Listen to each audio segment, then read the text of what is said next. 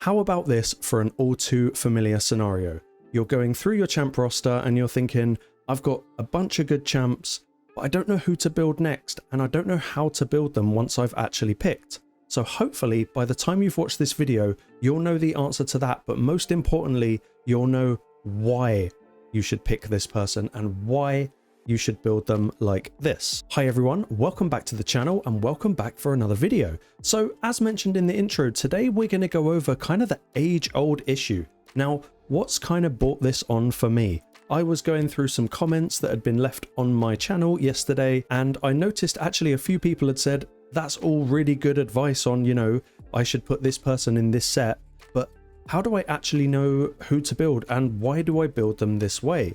And I think the most important thing is why. So yeah, that's what we're going to dive into. We're going to get some builds done and hopefully you'll know what to do moving forward. Guys, before we go ahead, just to let you know, there will be a promo link. It's going to be written in the pinned comment as well as the description of this video.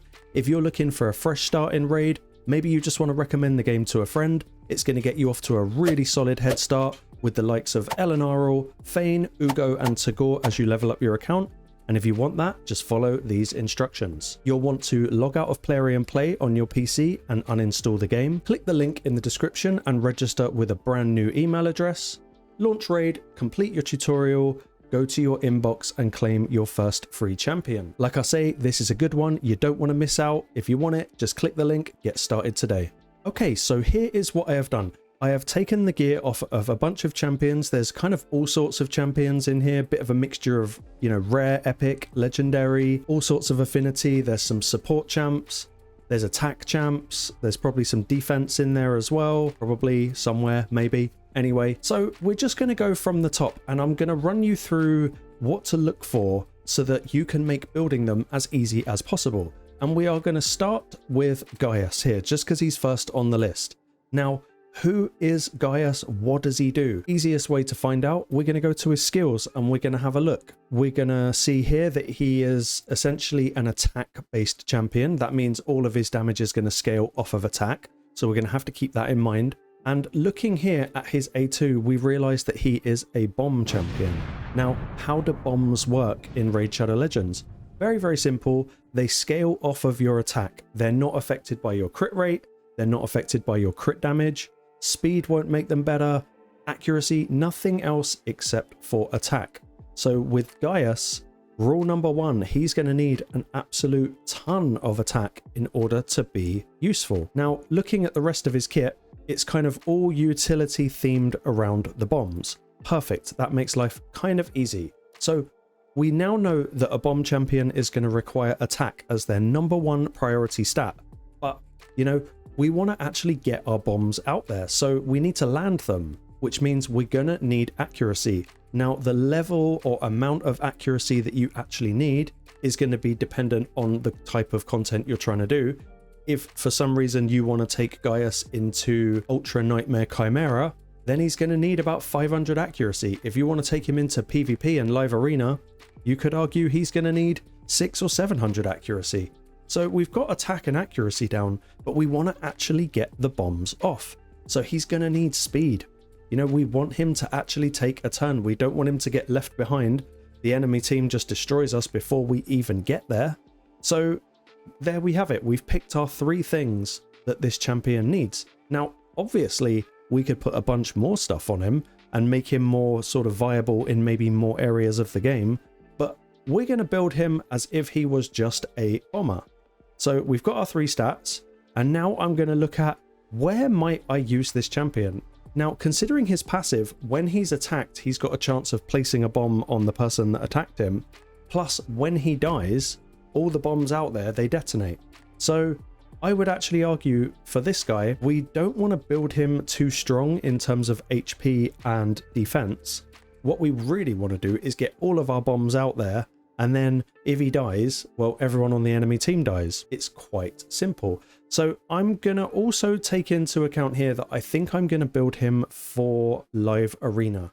I've got no use for him anywhere else. So I'm just going to throw a build on him and then I'm going to walk you through why I did it. Okay, here we go. I have opted to build this guy in Stone Skin.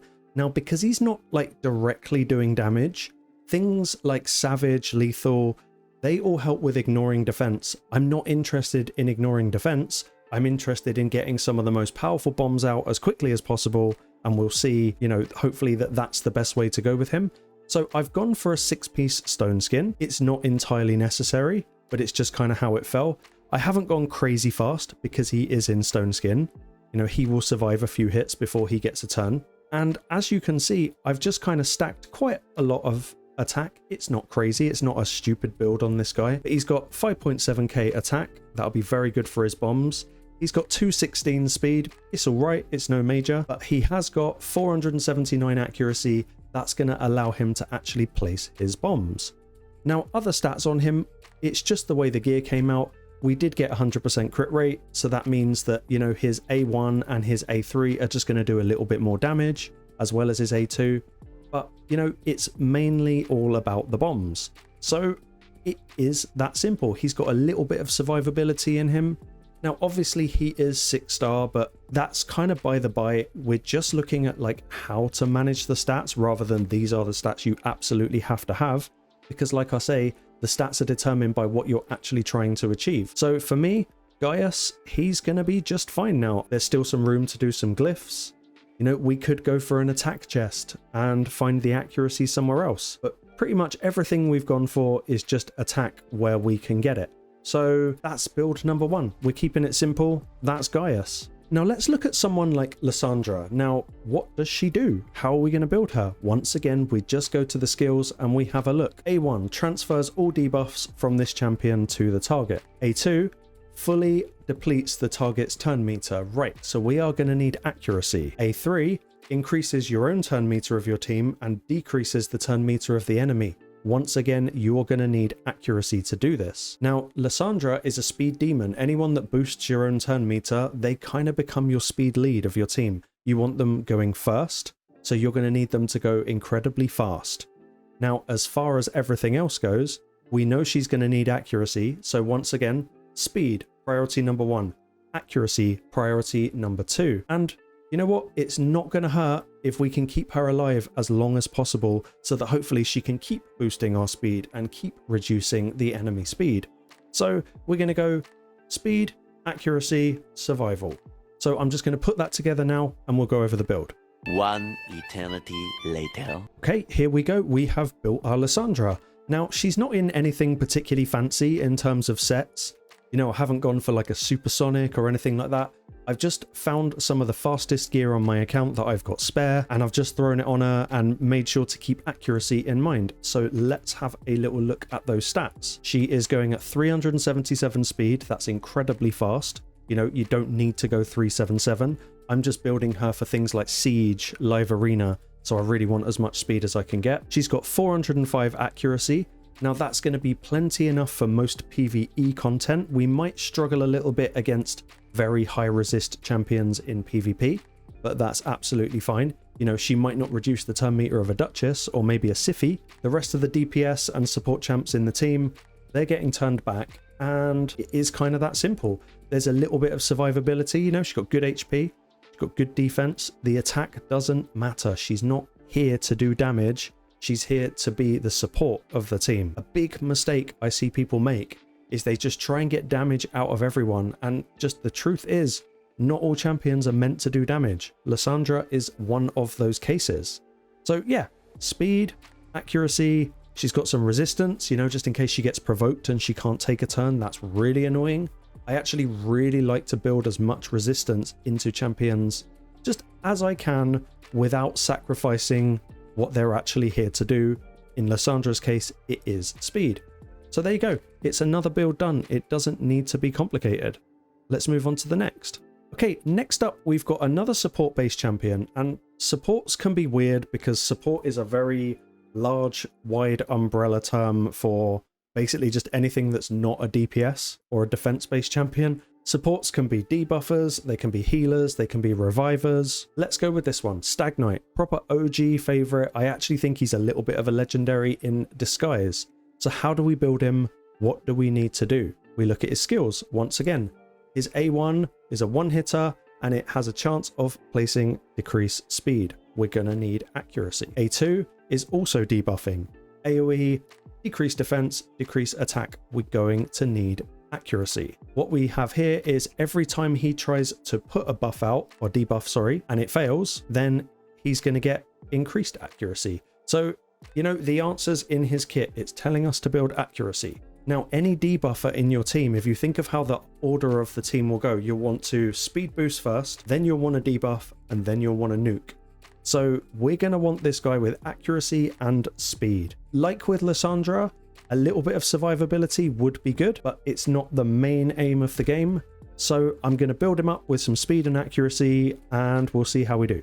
Okay, here he is. Let's take a look at his stats. I've actually gone for a bolster set, just because that's how the gear came out, and it's going to help protect the team whilst the team actually gets going. It's going to put a big shield on them that can't be taken away. Let's look at the stats. I've gone for 255 speed. It's fast, but you know, again, scale it back for the content that you're trying to do. He hasn't really got much in the way of attack and defense, because once again, he is not here to do damage. He's here to put out debuffs. So he's got speed and he's got 450 accuracy. Stag Knight is not really someone I would be using in sort of late game PvP.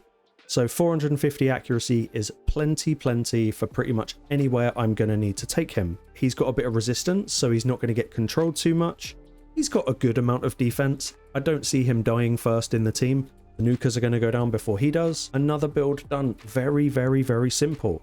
Now, obviously, I'm not showing you my process of building them. I've got some other videos on my channel that will go through that for you. Just check them out. I will maybe try and remember to link them in the description. That's another champion down. Let's move on to someone else. Okay, let's go for Rathalos.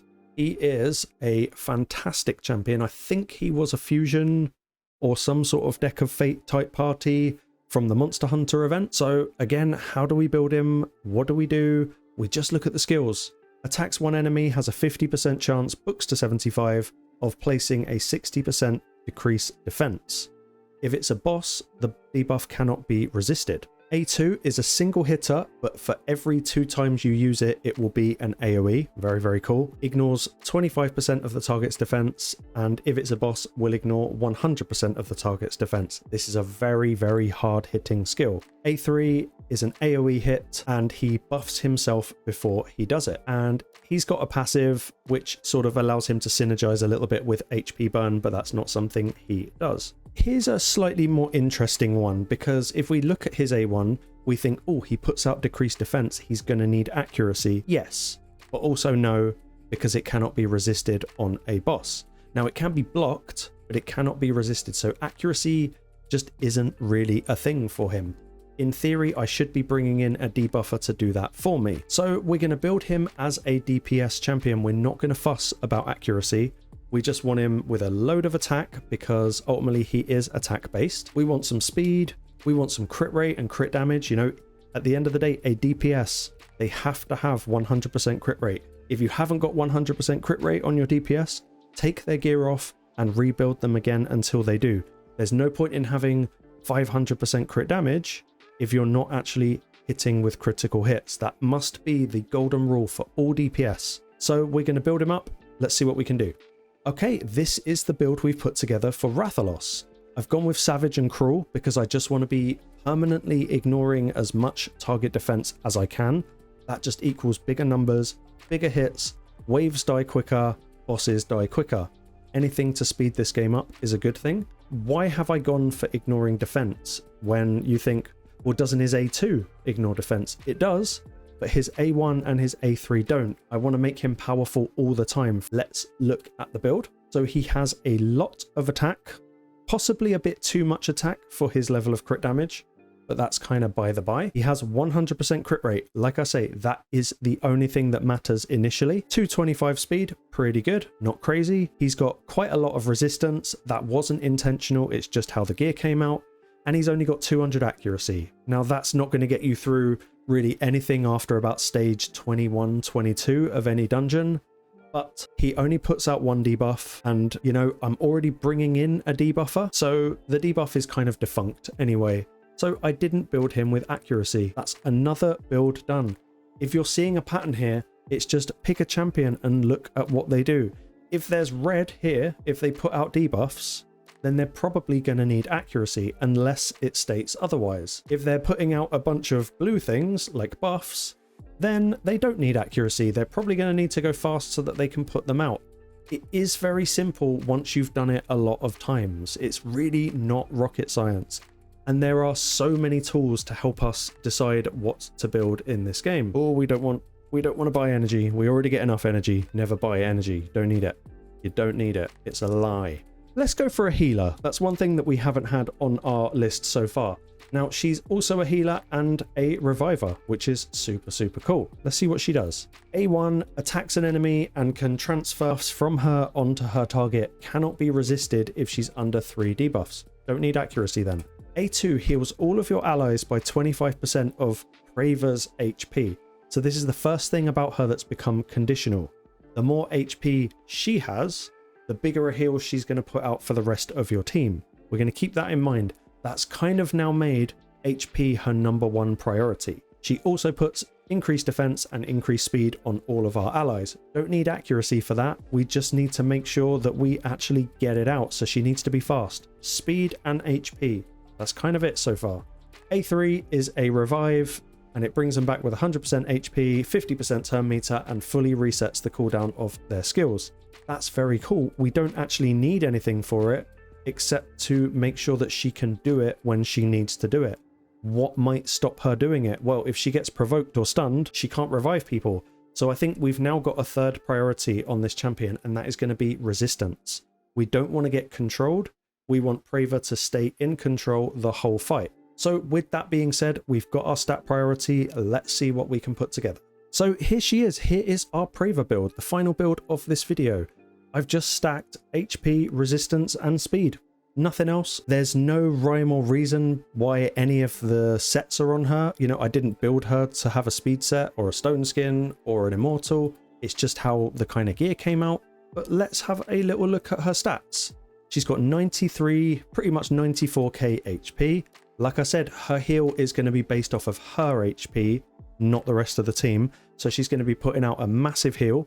She's 286 speed, very, very fast. She's going to remain ahead of most. She's actually going to be allowed to put out her buffs and just be a bit of a nuisance for the enemy team. Arguably a little low on defense. I would normally try and aim for about 3,000 for a champion like this, but it's no problem. We could just switch out the chest or, you know, change a ring from HP to defense. Very, very easy. Didn't worry about crit rate or crit damage because she can't do damage. She's not here to do damage. We're not trying to force damage out of her. She just doesn't do it. And then resistance, I've gone for 467. That should keep her protected from most things. If a Arena Fabian comes along, well, she's getting locked out, but 467 resistance is going to get you through everywhere in PvE. I think even the Chimera on Ultra Nightmare probably couldn't mess with her at that level. So that's it. Building champions isn't difficult. It's just a little bit long. The more you do it, the easier it becomes. Obviously, we've got tools like the Hell Hades Optimizer is just perfect for doing this. It will pull little bits of gear out of your account that you would have never considered using. And also, nowadays, our set filters for building are absolutely incredible. You know, if you're trying to build Praver like I did here, just go to priority stats. You know, what did we say we want? We want speed, we want HP, and we want resistance. Put those 3 filters on, hide your set filters, and all of this gear that you see will have those 3 things on it in abundance, therefore making building her just kind of like a dream compared to what it was before. So that's it. Sorry, builds are a little bit convoluted and a bit long, but I'm just trying to show you that all you've got to do is actually read what the champion does, then you know how to build them. Stop trying to force DPS out of champions that aren't designed to do DPS. At the end of the day, if they've got support written next to them, or defense, they're probably not here to do damage. Save your DPS gear for your attack-based champions, like Rathalos here. You know, same with Gaius. Save all of your solid support-based gear for your support-based champions. You know, high HP resistant speed for champions like Praver. Don't try and squeeze damage out of something that can't. If you found this video helpful, please feel free to like and subscribe. If you've got any suggestions of champs you want me to build moving forward, please let me know. There are some build guides for other champions on my channel already. There's a really good Lydia video which will walk you through the process exactly. I'll see you on the next one.